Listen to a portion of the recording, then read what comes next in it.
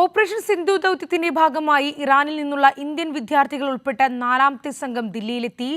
മഷാദിൽ നിന്നെത്തിയ സംഘത്തിൽ മലയാളി വിദ്യാർത്ഥിയായ മലപ്പുറം സ്വദേശി ഫാദിലയും MBBS ഒന്നാം വർഷ വിദ്യാർത്ഥിയാണ് ഫാദില. 256 പേരാണ് തിരിച്ചെത്തിയ നാലാമത്തെ സംഘത്തിലുള്ളത്. ഇറാൻ ഇസ്രായേൽ സംഘർഷം രൂക്ഷമായി തുടരുന്നതിനിടെ ദൗത്യം ഓപ്പറേഷൻ സിന്ധുവിന്റെ ഭാഗമായി ഇന്ത്യൻ പൗരന്മാർ ഉൾപ്പെട്ട നാലാമത്തെ സംഘമാണ് ദില്ലിയിലെത്തിയത്. 256 പേരുൾപ്പെട്ട സംഘത്തിൽ മലപ്പുറം മുടിക്കോട് സ്വദേശി ഫാദിലയുമുണ്ട്.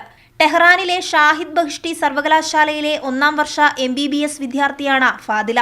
നാട്ടിൽ മടങ്ങിയെത്തിയതിന്റെ ആശ്വാസത്തിലാണ് മലയാളി വിദ്യാർത്ഥി. എന്നാൽ യുദ്ധമുഖത്ത് നേരിട്ട അനുഭവങ്ങൾ ക്യാമറയ്ക്ക് മുന്നിൽ വിശദീകരിക്കാൻ ഫാദില തയ്യാറായില്ല. മകളെ കാത്ത് പിതാവ് മുഹമ്മദും ദില്ലിയിലെ ഇന്ദിരാഗാന്ധി അന്താരാഷ്ട്ര വിമാനത്താവളത്തിലെത്തി. ഇൻസിഡന്റ് സ്റ്റാർട്ട് ചെയ്തപ്പോൾ രാത്രി തന്നെ നമ്മൾ അറിഞ്ഞിരുന്നു. പിന്നെ അടുത്ത ദിവസം എംബസിയായിട്ട് ബന്ധപ്പെട്ടിട്ട് അവർ സുരക്ഷിത സ്ഥാനത്തേക്ക് മാറ്റാമെന്ന് പറഞ്ഞു. അങ്ങനെ കൂമ്പറ സിറ്റിയിലേക്ക് മാറ്റി.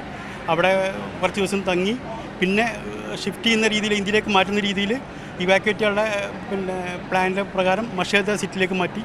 അവിടുന്ന് ഇപ്പോൾ അങ്ങോട്ട് ഡയറക്റ്റ് മഹാനഗറിൽ ഇറാനിൽ നിന്ന് മടങ്ങിയെത്തിയ സംഘത്തിൽ ദില്ലി, ജമ്മു കാശ്മീർ, ഉത്തർപ്രദേശ് തുടങ്ങിയ നിരവധി സംസ്ഥാനങ്ങളിൽ നിന്നുള്ളവരുണ്ട്.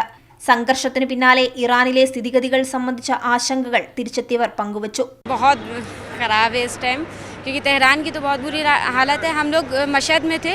मशहद में कल तक तो ठीक था. रात से थोड़ा सा मतलब हम लोगों को ब्लास्ट और ये वो सुनाई दिया तो थोड़ा सा घबराहट हुई थी. The situation was tense and we are very thankful for the Indian embassy who was operating and the arrangement was very extremely, I can say, very better and they are working very hard for the evacuation of the whole Indians. കഴിഞ്ഞ 2 ദിവസത്തിനിടെ ഇറാനിൽ നിന്ന് 517 പേർ ഇന്ത്യയിൽ മടങ്ങിയെത്തിയിരുന്നു.